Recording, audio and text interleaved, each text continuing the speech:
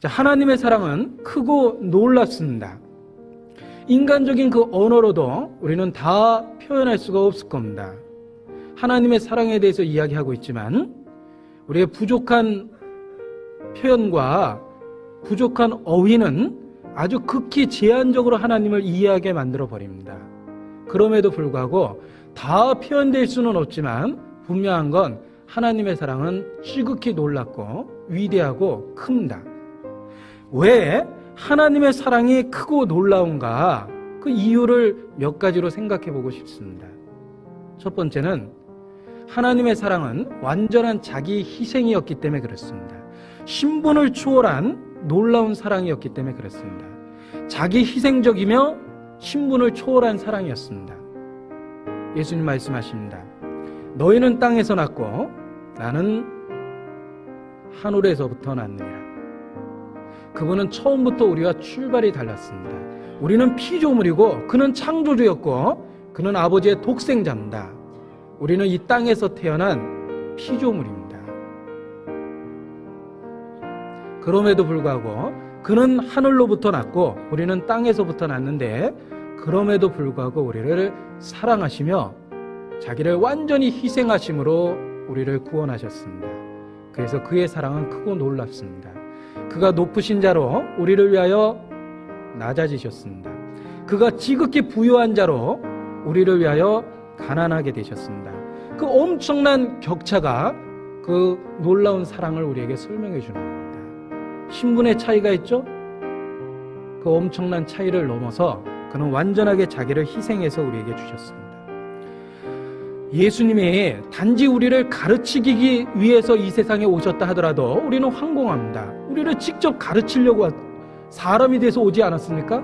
가르치기 위해서 왔다 그래도 우리는 감격하고 그분이 우리에게 모범을 보이기 위해서 왔다라고 해도 우리는 감격할 겁니다.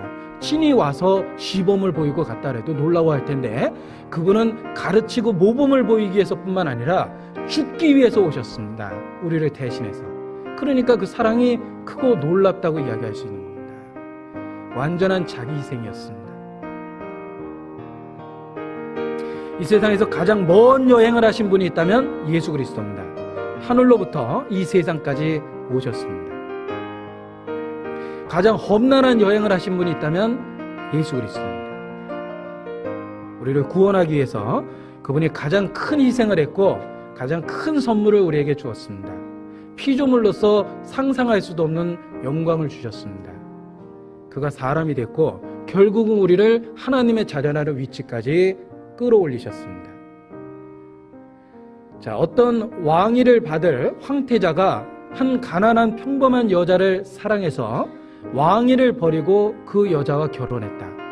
널리 알려진 이야기입니다. 그러나 그보다 더 놀라운 건 그 모든 신분의 격차, 더 크고 넓은 신분의 격차, 창조주와 피조물의 간격을 넘어서 오신 예수 그리스도를 보십시오.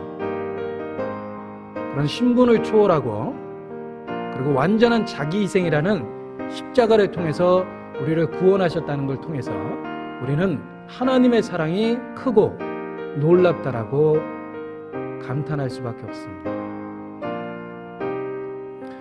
우리는 예수님의 피로 구원함을 얻었습니다. 그런데 성경은 예수님의 신성을 우리에게 나타내며 그 예수님의 피를 하나님의 피라고 이야기하기도 합니다. 사도행전 20장입니다. 너희는 자기를 위하여 또는 온 양떼를 위하여 삼가하라. 성령이 저들 가운데 너희로 감독자를 삼고 하나님이 자기 피로 사신 교회를 치게 하셨느니라. 자, 하나님이 자기 피로 사신 교회라고 이야기합니다. 예수 그리스도는 완전한 자기 희생을 나타냅니다. 그래서 하나님의 피로 우리 개인을 구원해 주셨습니다. 그래서 하나님의 사랑은 크고 놀랍다라고 이야기할 수 있습니다.